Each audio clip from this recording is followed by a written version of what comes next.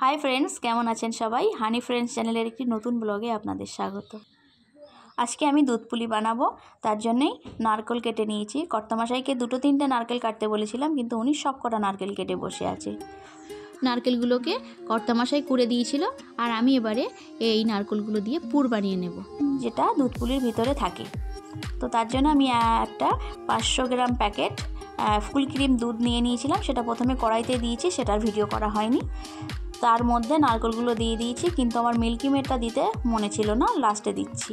আর এখানে এটা ছিল কুলফি বানানোর একটা মাল্টিপারপাস বা মিক্সচার।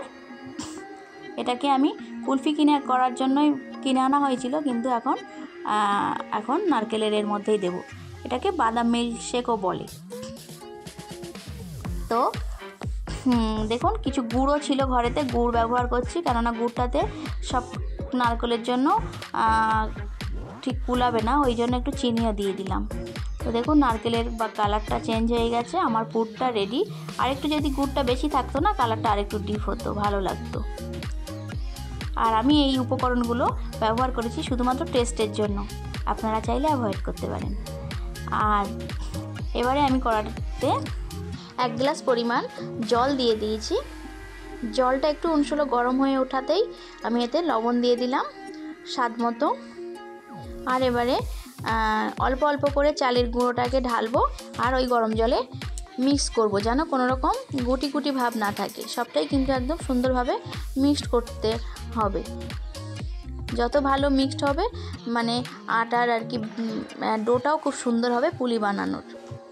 আর বন্ধুরা, আমি এই চালের গুঁড়োটাকে আমি এখান থেকে কিনেছিলাম, তামিলনাড়ুর প্রোডাক্ট এটা।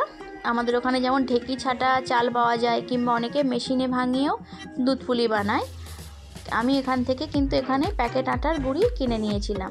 আর আমাদের গ্রামে তো ঢেকিতে কোটা চালও পাওয়া যায়। আমি বাড়ি থেকে প্রতিবারই নিয়ে এসি ঢেকিতে কোটা চাল। এবারে আমি আনতে পারলাম না, আর বছর এনেছিলাম, এবার আর হলো না। তো দেখুন, আমি পুলিটার বানানোর জন্য তার পুরটাকে, মানে তার ডোটাকে বানাচ্ছি। পুরটা তো প্রথমেই বানানো হয়ে গেছে। তো এই ডোটা বানাতে কিন্তু খুবই ভালো করে একটু বানাতে হয়।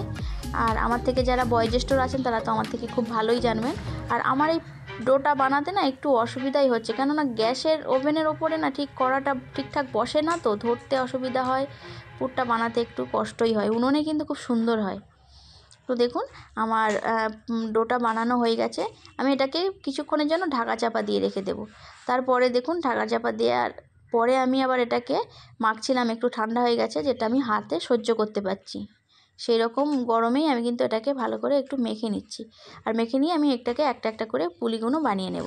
তো দেখুন বন্ধুরা, 2 হাতে পুলি বানাচ্ছি, তো ভিডিও আর করব কি করে, তো আপনাদেরকে দেখালাম। এইভাবে আমি পুলিগুলো বানিয়ে নিচ্ছি এক এক করে। খুব বেশি এতে পুলি নেই, হার্ডলি হয়তো 20 থেকে 22টা পুলি মতো হবে, কেননা একদিনে তো সব বানানো যায় না, আবার অন্য কোনো দিন বানাবো। আর পুলি বানানো হয়ে গেছে। কড়াইতে আবারও দেখুন, আমি এখানে 700 গ্রাম মতন ফুল ক্রিম দুধই দিয়ে দিয়েছি। 1 লিটার দুধ থেকে একটু রেখে দিয়েছি, সবটা দিইনি। আর এবার ওই দুধের মধ্যে আমি একটু ওই মিল্কি মেডটাকেও দিয়ে দেব,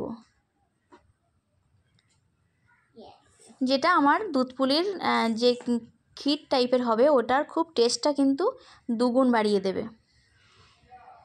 আর ওই বাদাম মিল্ক শেকটাও কিন্তু আমি এর মধ্যে ব্যবহার করব। ভালো করে দুধের সাথে এটা মিক্সড করে নিলাম মিল্কি মেডটাকে। আর এবারে আমি দিয়ে দিচ্ছি, দেখুন, বাদাম মিল্ক শেক। এটাতে দেওয়ার একটাই কারণ, এটা খুব সুন্দর টেস্ট হবে, খুব সুন্দর একটা ফ্লেভার হবে, তার জন্য দেয়া। এটাকে ব্যবহার করতে হবে, তার কোনো বাধ্যবাধকতা নেই। আমার ঘরেতে ছিল, আমি ব্যবহার করছি, আপনারা অ্যাভয়েড করতে পারেন। আর দুধটাকে একটু দেখুন, গাঢ় গাঢ় ভাব চলে এসছে, কিছুটা দুধ ফুটে ফুটে কমে গেছে। আর পুলিটা দেওয়ার পরেও কিছুক্ষণ ফুটবে, তো এই অবস্থাতেই আমি এবারে এর মধ্যে পুলিগুলো দিয়ে দেব একটা একটা করে। দেখুন বন্ধুরা, আমি এর আগে পুলি অনেকবার বানিয়েছি, আমি প্রতি বছরই বানাই, কেননা এখানে যেহেতু আমরা দুজন থাকি, আমার বাচ্চা থাকে, তো আমরা যদি নিজেরা না বানাতে পারি, তাহলে তার খেতেই পাবো না। সবসময় তো আর শীতের সময় বাড়ি যাওয়া সম্ভব হয়ে ওঠে না।